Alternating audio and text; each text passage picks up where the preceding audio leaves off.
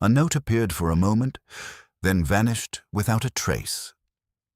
Welcome to Echoes of Clues. I am your host, Shadow Teller. Share in the comments where you're watching from. I love reading them. The mystery begins. The afternoon sun lay gently across the lawns of St. Mary Mead, warming the trimmed hedges and polished silver trays arranged across the long garden table at Rosebank Cottage. It was the sort of quiet, pleasant gathering that defined village life. Small sandwiches, polite laughter, and the comforting hum of neighbors exchanging news that was rarely new. Miss Marple sat comfortably in a wicker chair beneath a flowering cherry tree, knitting needles clicking softly in her hands. Her pale blue eyes moved lazily across the garden, though anyone who knew her well might have suspected that very little escaped her notice. The tea gathering had been arranged by Mrs. Eleanor Pritchard, a woman of impeccable manners and a fondness for organizing social events that allowed her to remain at the center of village conversation. She moved gracefully between guests, offering pastries and compliments in equal measure. "Another cucumber sandwich, Miss Marple?" she asked brightly. "Thank you, my dear," Miss Marple replied gently. "One never quite appreciates how refreshing cucumber can be until one has had far too much of everything else." Nearby, the village doctor, Dr. Lionel Harcourt, stood in conversation with Mr. Benedict Shaw, the local solicitor. Their voices carried easily through the calm afternoon air. "I assure you," Shaw was saying with quiet authority, "the matter is perfectly straightforward. The property transfer was signed yesterday." Dr. Harcourt nodded absently, though his eyes occasionally drifted toward the large oak house beyond the garden. The home of Mr. Arthur Langley, one of the wealthiest residents of St. Mary Mead. Langley himself stood at the far end of the garden speaking with a younger woman, his niece, Clara Langley, recently arrived from London. Clara's presence had already stirred a fair amount of gossip. Some said she was to inherit Langley's considerable fortune. Others whispered she had come because of a disagreement involving money. In villages like St. Mary Mead, such distinctions were rarely very important. Miss Marple continued knitting, though she had already noticed several small things. Clara's nervous glances toward the house, Mr. Shaw's unusually tense posture, and the way Mrs. Pritchard kept looking toward the garden gate as though expecting someone who had not yet arrived. Human nature, Miss Marple often reflected, was far more revealing than people believed. The gentle murmur of conversation was interrupted by the sudden arrival of Mr. Gerald Finch, the village postmaster. He approached the gathering slightly out of breath, clutching a small leather satchel. "Terribly sorry to intrude," he said, removing his hat. "But I've just come from Mr. Langley's study. There appears to be a bit of a difficulty." Arthur Langley turned immediately. "What sort of difficulty, Finch?" "Well, sir." Finch hesitated.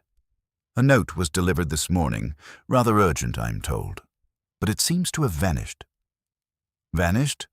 Langley frowned. "Yes, sir. Your housemaid insists she placed it on the writing desk exactly as instructed. Yet when you returned to the room just now, it was no longer there." A ripple of curiosity passed through the garden guests. Mrs. Pritchard clasped her hands dramatically. "How strange! Surely it must simply have been misplaced."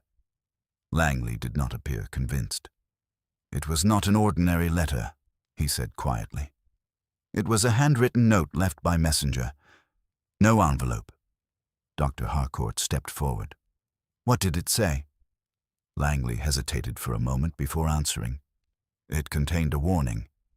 The garden fell unusually quiet. "A warning?" Clara asked softly. Langley nodded. "Only a single sentence," he said grimly. It read, "If you value your life, cancel tonight's arrangement." Several guests exchanged uneasy glances. "Good heavens," Mrs. Pritchard whispered. Mr. Shaw cleared his throat. Surely some sort of joke. "I do not find it amusing," Langley replied sharply. Miss Marple paused her knitting. A threatening note that had disappeared was certainly curious, but the reactions around her were far more interesting. Clara Langley had gone very pale. Dr. Harcourt looked thoughtful rather than surprised, and Mr. Benedict Shaw was staring toward the house with the sort of fixed expression people wore when they feared something might already be too late. Miss Marple folded her knitting neatly into her lap. "Well," she said mildly, "notes do have a remarkable habit of disappearing when they contain something people would prefer not to see." Mrs. Pritchard gave a nervous laugh.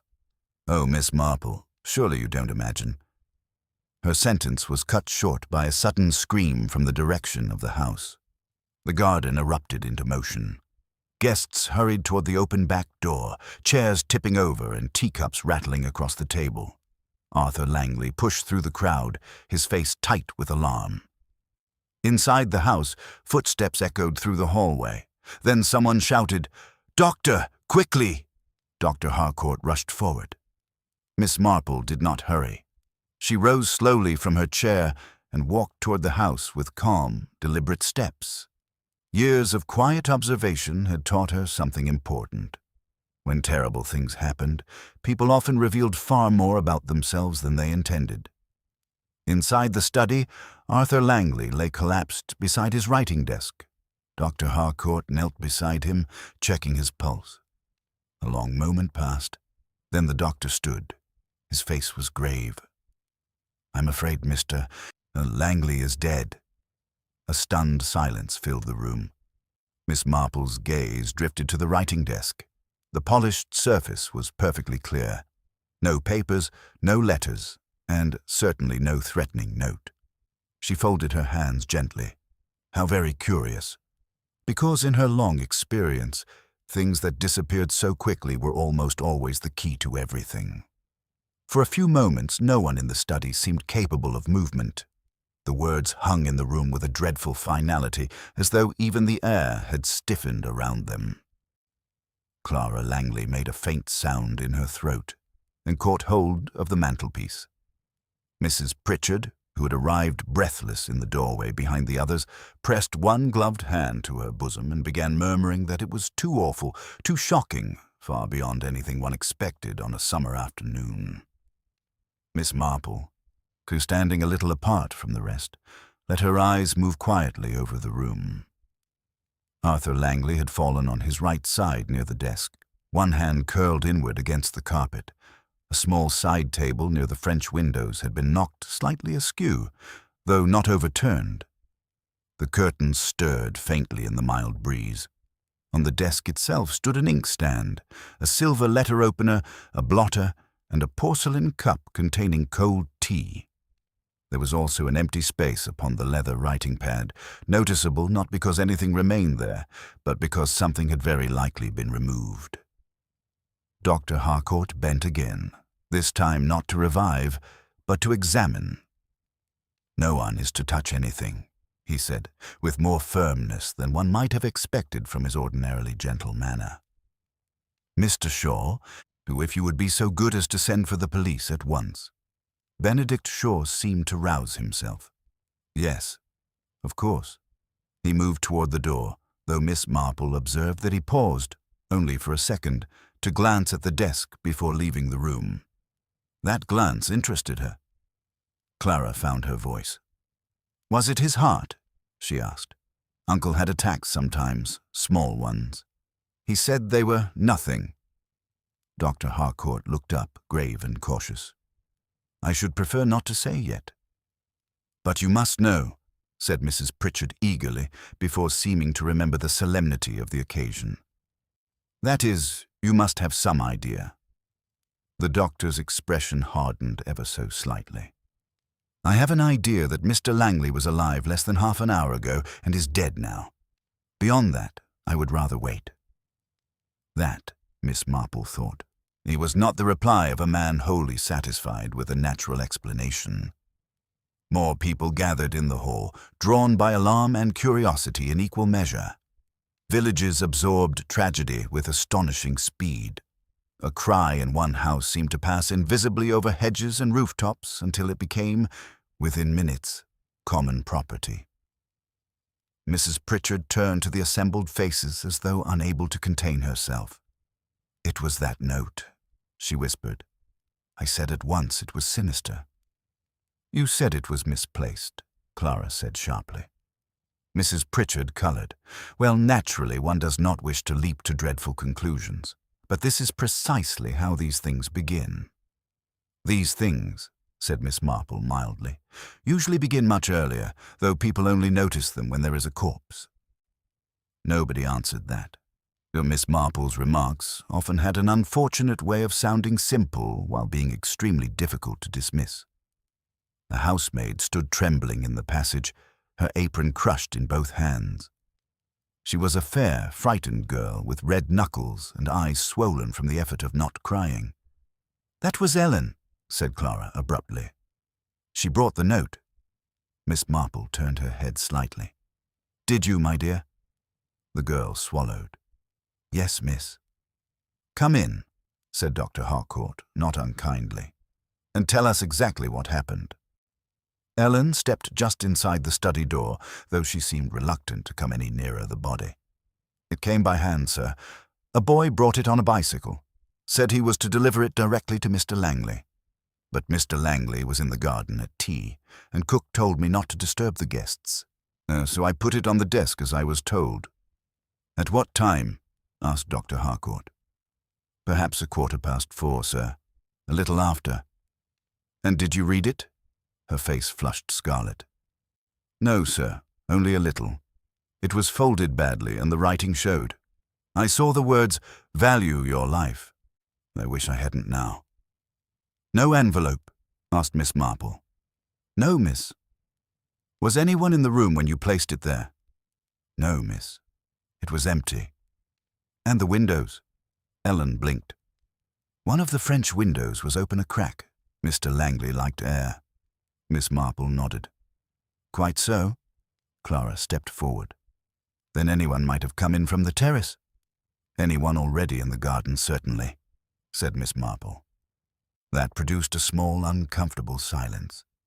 Mrs. Pritchard was the first to fill it. "Surely we are not to suspect one another like characters in a dreadful library novel." "It is difficult to avoid," said Dr. Harcourt, "when a threatening note disappears and the man who received it dies immediately afterward." At that, Clara gave a little shudder and turned away. She was young, perhaps 28, well dressed in the London fashion, but there was strain in her face now that no powder could soften. Miss Marple noticed the tightness of her mouth and the way she kept rubbing her thumb against the edge of her handkerchief. Fear, Miss Marple reflected, was of many kinds. Fear of loss looked one way. Fear of discovery looked another.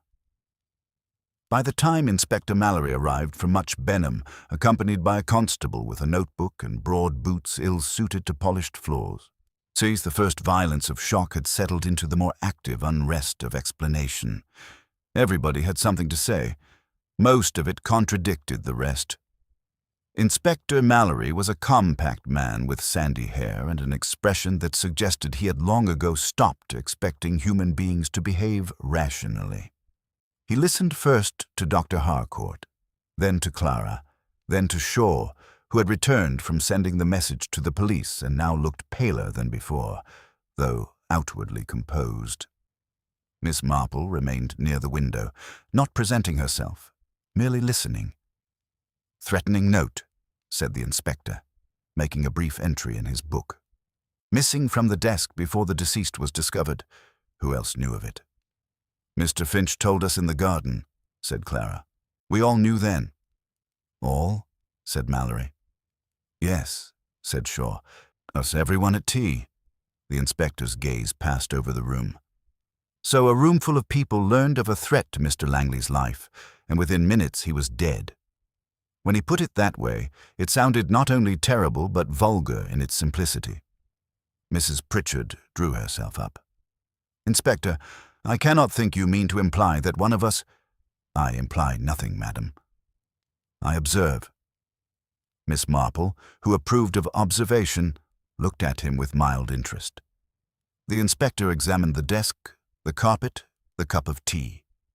He crouched near the body, then rose and walked to the terrace doors.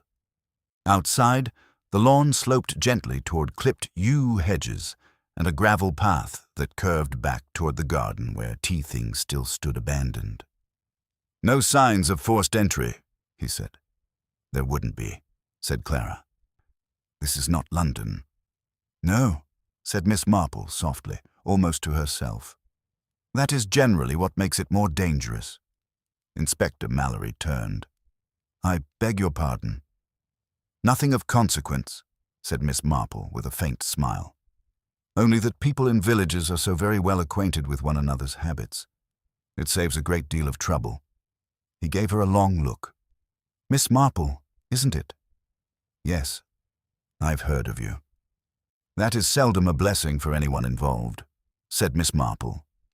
To her surprise, one corner of his mouth shifted very slightly.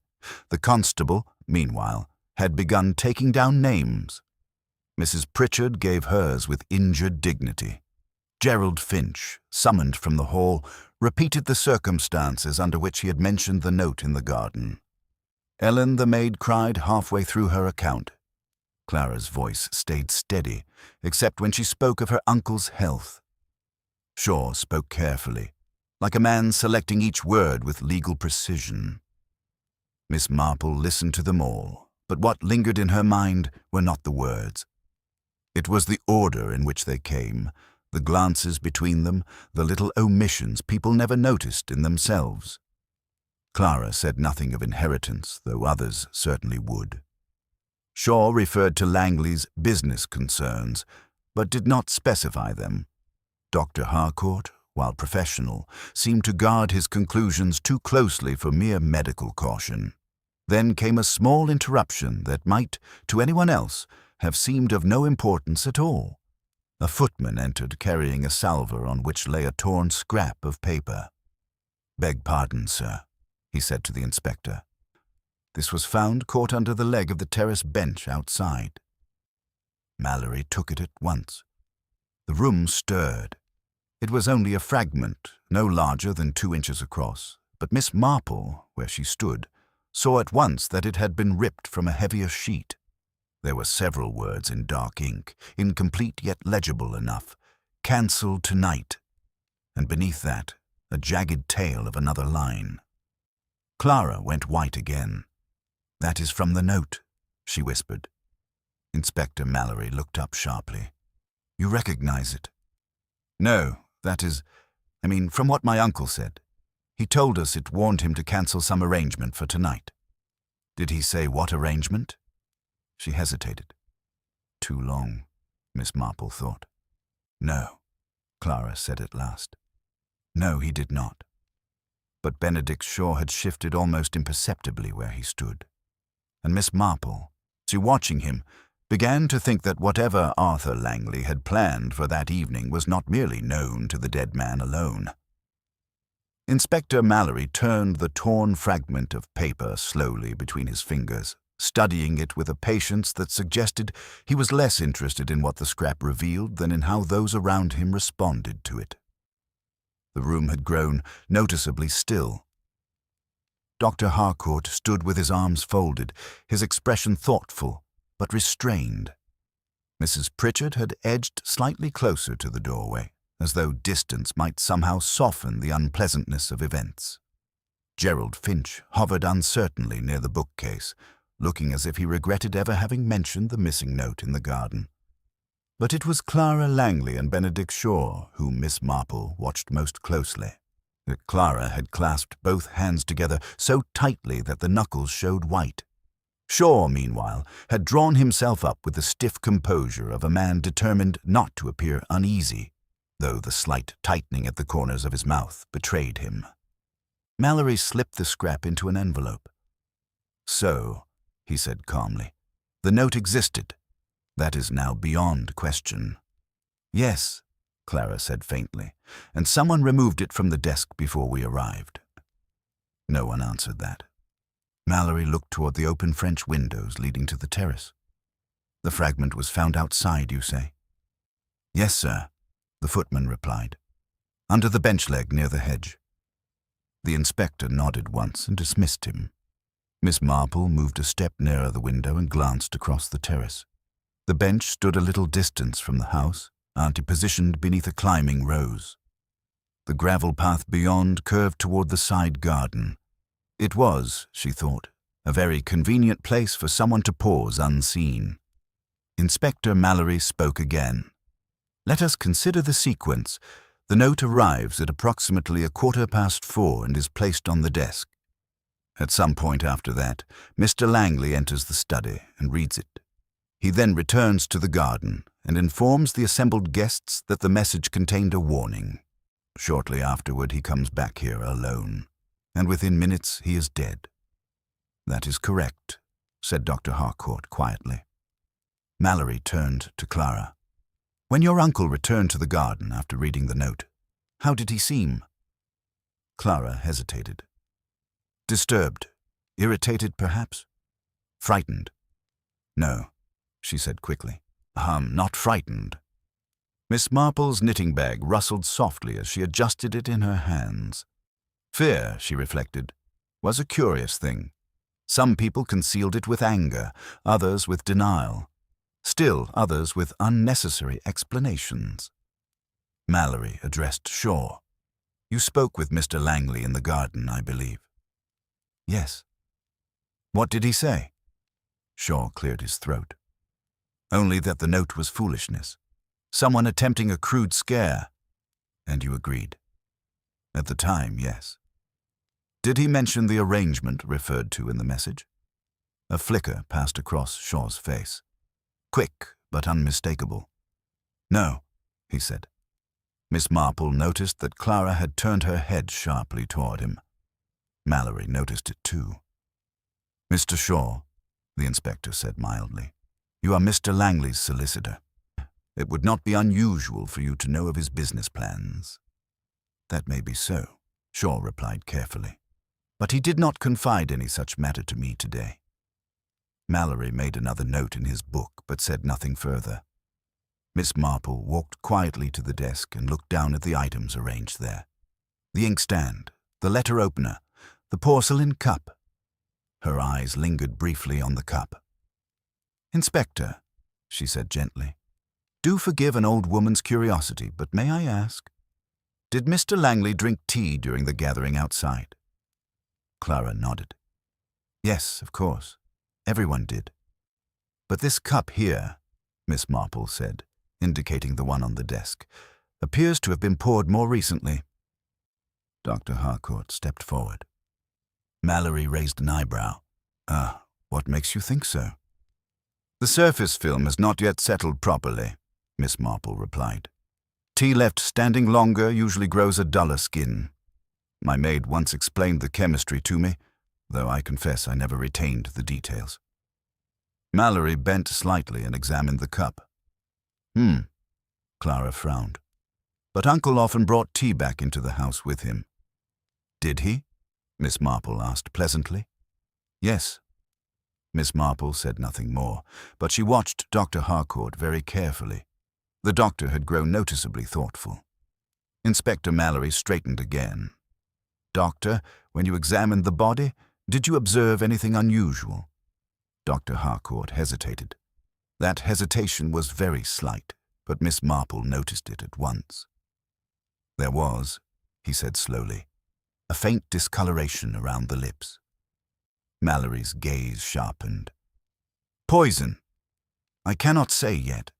Mrs. Pritchard gasped audibly. "Good heavens," Mallory continued calmly. "If poison was involved, it might have been taken in the tea." The room grew colder. Clara spoke first. "But that would mean that someone had access to the cup," Mallory finished. Silence followed. Miss Marple looked toward the terrace again. From the garden, the study window had been clearly visible. Anyone who stepped briefly inside while the others remained occupied with conversation might have gone unnoticed, particularly during the moment when the note was discussed. The inspector seemed to be thinking along similar lines. "Who entered the house after the note was mentioned?" he asked. No one answered immediately. Mrs. Pritchard spoke uncertainly. "Well, I believe Mr. Shaw went in for a moment. Shaw turned sharply. I went to wash my hands.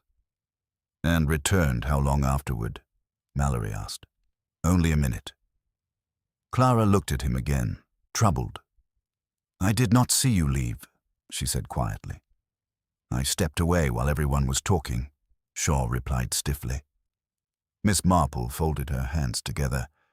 That was interesting, because Miss Marple herself had been watching the guests rather closely during that moment. And she did not remember Benedict Shaw leaving the garden at all. Inspector Mallory seemed inclined to pursue the point, but before he could speak further, another voice interrupted. Gerald Finch. There's something else, the postmaster said nervously. All eyes turned to him. What is it? Mallory asked. Finch removed his spectacles and polished them with visible agitation. It may be nothing. But the boy who delivered the note, he did not come from the village. Where from then? Finch shook his head. That is the curious thing, sir. No one seems to know him. He handed over the paper and rode off immediately. Mallory's expression darkened. A stranger delivering a death warning that vanishes moments before the victim is poisoned. Yes, sir. The inspector looked slowly around the room again. Miss Marple noticed that the atmosphere had changed subtly. The villagers had begun, almost instinctively, to separate themselves from one another. Small distances appeared where none had existed before. Mrs. Pritchard stepped farther into the hall. Finch moved toward the far wall. Clara stood near the desk, but her eyes no longer rested on her uncle's body. They had shifted instead toward Benedict Shaw. Miss Marple followed that glance thoughtfully. Human beings, she reflected, always believed the most dangerous secrets were the ones hidden in letters. In truth, the most revealing things were the ones people chose not to say, and she had begun to suspect that whatever arrangement Arthur Langley had planned for that evening, whatever meeting the note had warned him to cancel, someone in this room had very much wanted it to happen, or perhaps even more urgently, had needed to stop it. Inspector Mallory remained silent for several moments after Gerald Finch finished speaking.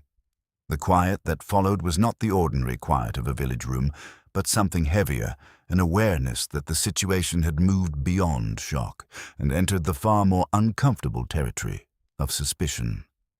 Outside, the garden still carried the signs of the interrupted tea. Chairs left askew, cups abandoned on saucers, a plate of small cakes untouched on the white cloth. The scene had the strange appearance of a moment frozen in time, as though the peaceful afternoon had been abruptly cut in two. Inside the study, Inspector Mallory closed his notebook. I think, he said calmly, it would be best if I spoke with each of you individually. Mrs. Pritchard looked alarmed. Individually? Yes, madam. But surely that is unnecessary. We have all been together all afternoon. Mallory gave her a level look. Not entirely. Mrs. Pritchard said nothing more. Dr. Harcourt moved slightly closer to the inspector. Perhaps we should begin with Miss Langley. This must be extremely distressing for her. Clara straightened as though steadying herself. No, and I would rather get it over with. Mallory gestured toward a chair near the desk. If you please. She sat, folding her hands in her lap, though the movement was rigid. When did you arrive in St. Mary Mead, Miss Langley? Mallory asked. 3 days ago. To visit your uncle? Yes. Had you seen him recently before that? No, not for several years. Miss Marple watched the young woman closely. Clara's voice remained steady, but there was a guarded quality to her answers, as though she were measuring each word carefully. And what was the purpose of your visit? Mallory continued. Clara hesitated. My uncle asked me to come. For what reason? He said he wished to discuss family matters. Did he explain further? No. Miss Marple noticed that Benedict Shaw had turned slightly away, to examining a painting on the wall with a concentration that appeared somewhat excessive. Mallory continued. Were you aware of any business dealings or arrangements your uncle had planned for tonight? Clara shook her head. No. None at all? No. Mallory studied her a moment longer, but then nodded. Very well. He turned toward Shaw. Mr. Shaw, perhaps you would join me next. The solicitor approached with measured steps, his composure returning somewhat now that attention had shifted away from Clara. You have served as Mr. Langley's legal advisor for some time, I understand. Nearly 15 years. Then you would likely be aware of his financial affairs. To an extent.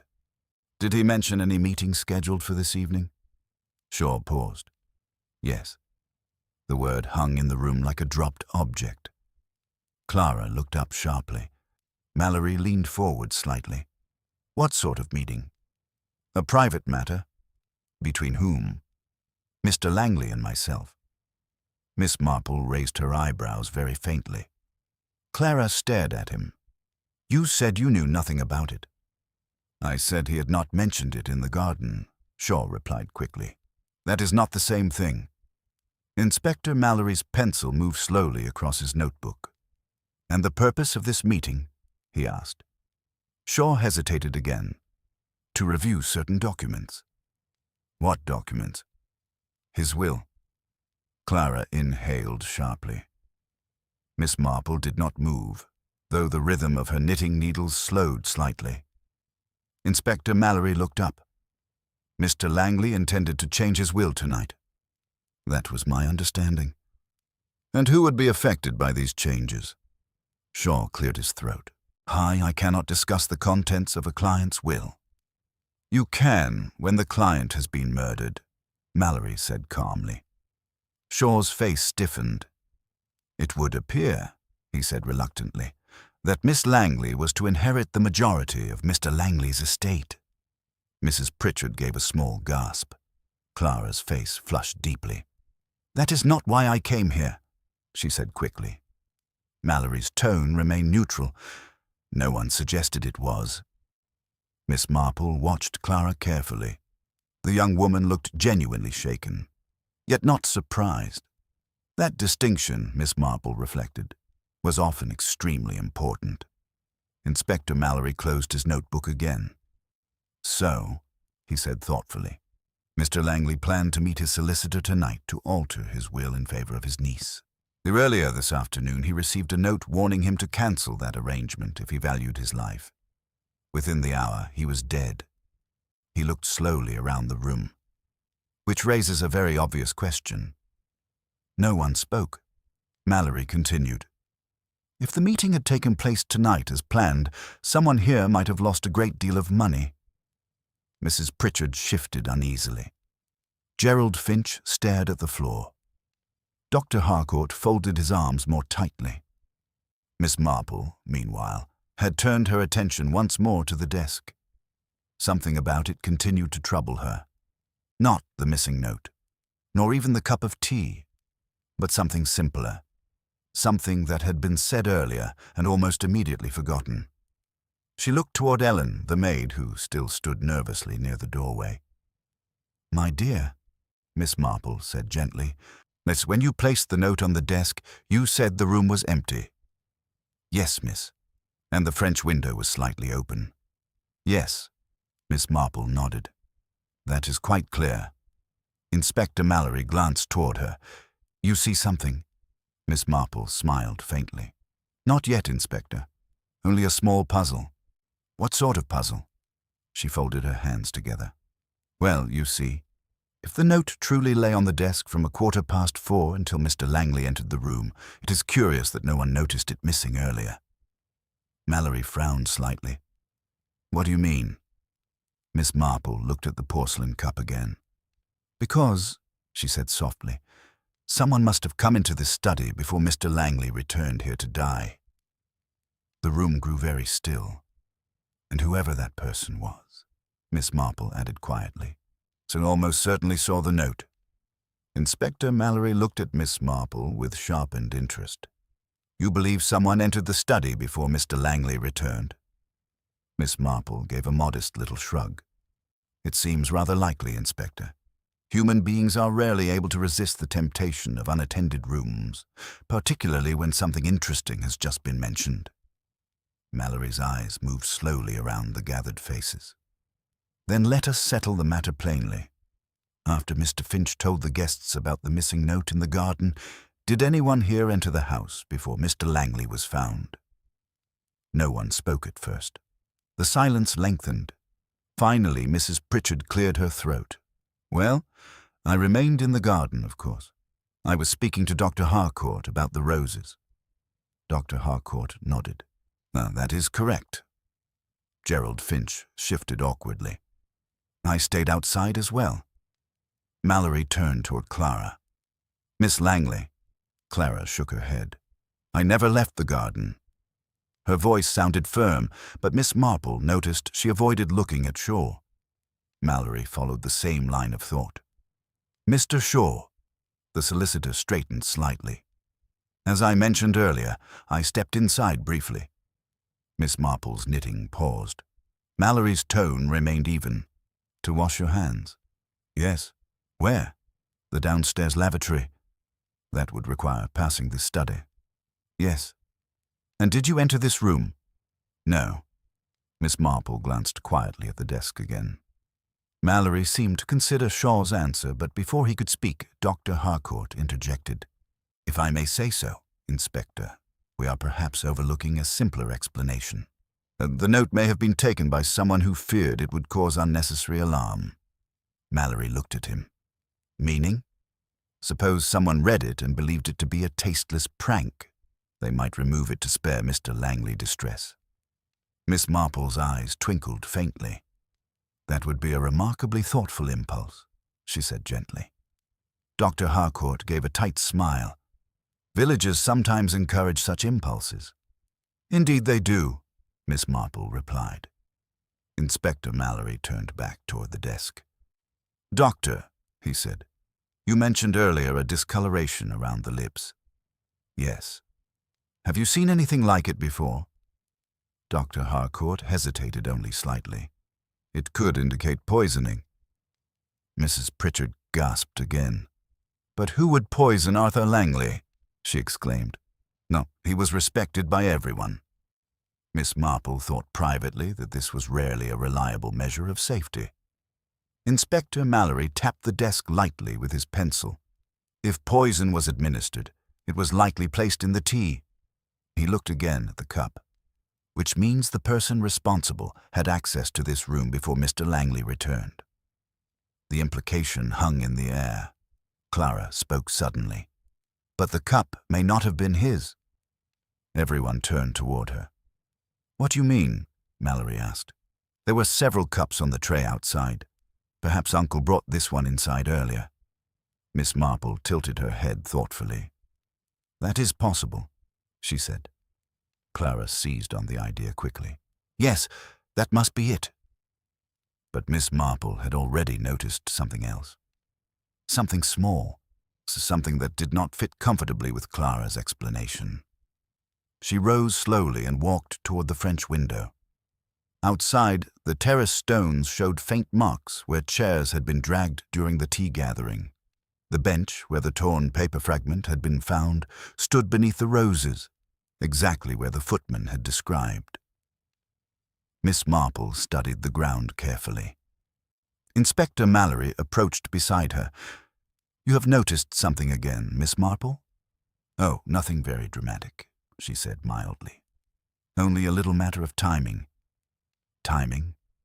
"Yes." She pointed gently toward the gravel path. "You see, Inspector, if someone came here from the garden during the discussion about the note, they would have needed to cross this terrace." Mallory nodded. "And?" Miss Marple smiled faintly. "The gravel path is rather noisy." Mallory looked puzzled. "Yes." "Well," Miss Marple continued, "everyone in the garden seemed quite certain that no one left the group." Inspector Mallory's expression began to change. Miss Marple folded her hands calmly. "Which suggests a rather interesting possibility." "What possibility?" Miss Marple glanced back toward the study where the others still stood watching. "The person who entered this room may not have come from the garden at all." Mallory's eyes sharpened. "You mean—" "Yes," Miss Marple said softly. Whoever removed the note may already have been inside the house. The quiet that followed Miss Marple's last remark lingered over the house long after Inspector Mallory had finished his formal questioning. Evening gradually settled over St. Mary Mead, bringing with it the dimming of the garden and the faint glow of lamps in the drawing-room where the remaining guests had gathered. Arthur Langley's body had been removed, though the study itself remained sealed. The police intended to examine it more thoroughly the following morning. For the moment, however, Inspector Mallory had allowed everyone to remain in the house, partly because the village roads had grown dark and partly because he suspected that sending them home too quickly might scatter important truths before they had the chance to surface. Miss Marple sat quietly near the fireplace, her knitting resting unused in her lap. The others moved restlessly about the room. Mrs. Pritchard whispered anxiously with Gerald Finch. Clara Langley stood near the window, staring into the dark garden. Sir Benedict Shaw had taken a seat near the mantel, though he had scarcely moved for nearly 20 minutes.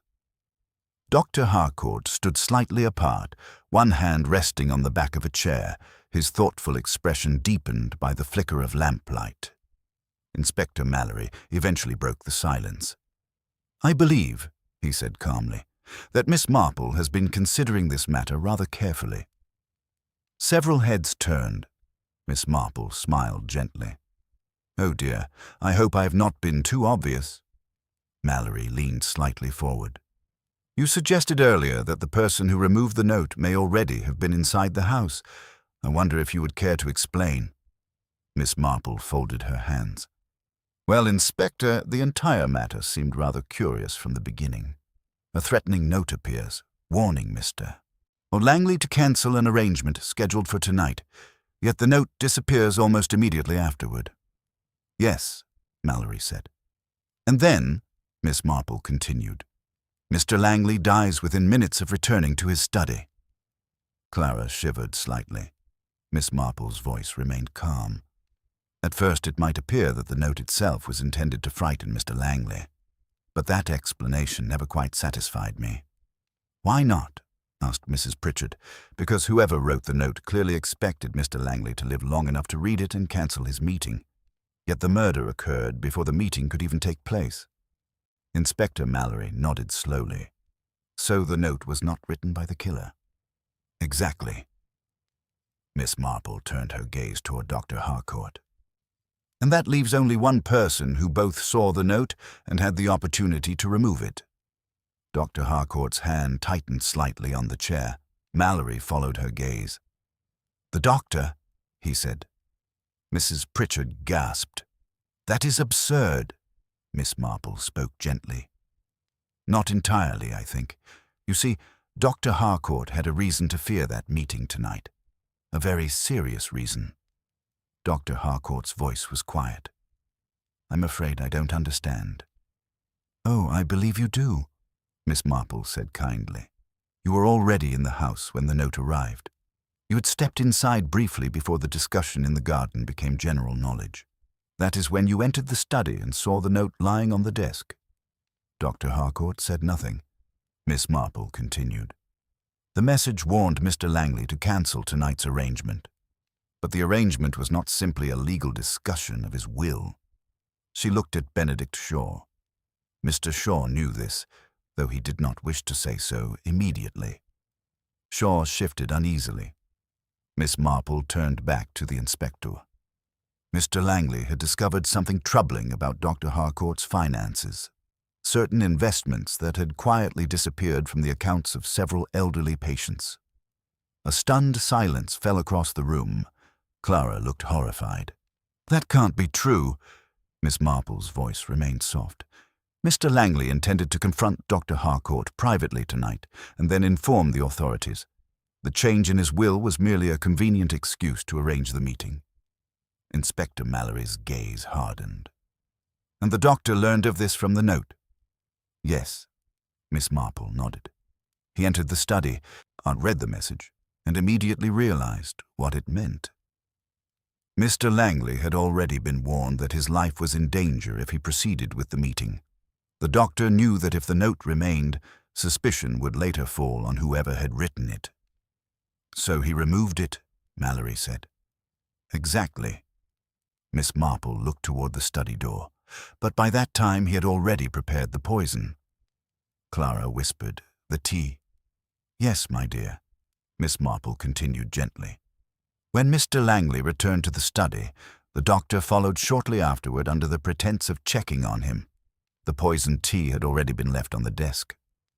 Dr. Harcourt's face had grown pale. "You have no proof," he said quietly. Miss Marple smiled faintly. "Oh, but I believe the inspector does." Mallory opened his notebook. "The laboratory results from the cup will confirm the poison," he said calmly. "And your financial records will likely confirm the rest." Dr. Harcourt closed his eyes for a moment. The room remained silent. Finally he spoke. "I had no choice," he said softly. "He would have ruined everything." Inspector Mallory stepped forward. "You should have considered that earlier, Doctor." The constable moved quietly beside him. No one spoke as Dr. Harcourt was escorted from the room. After a long moment, Mrs. Pritchard let out a shaky breath. "Good heavens, to think he lived among us all these years." Miss Marple resumed her knitting. "People often do," she said gently. Clara moved slowly to the fireplace. "I still don't understand one thing," she said. "What is that, my dear?" "The note?" Miss Marple's needles clicked softly. "Yes," she said. "That was the most curious part of all." She smiled faintly. "Because the person who sent the warning was not trying to threaten Mr. Langley." "Then what were they doing?" Clara asked. Miss Marple glanced toward the dark garden outside. "Trying to save him." Inspector Mallory nodded thoughtfully, and very nearly succeeding. The house gradually quieted as the evening deepened. Outside, the peaceful village of St. Mary Mead settled once again into its familiar stillness. Miss Marple finished the last row of her knitting and folded it neatly in her lap. Human nature, she reflected, had not changed very much at all. It rarely did.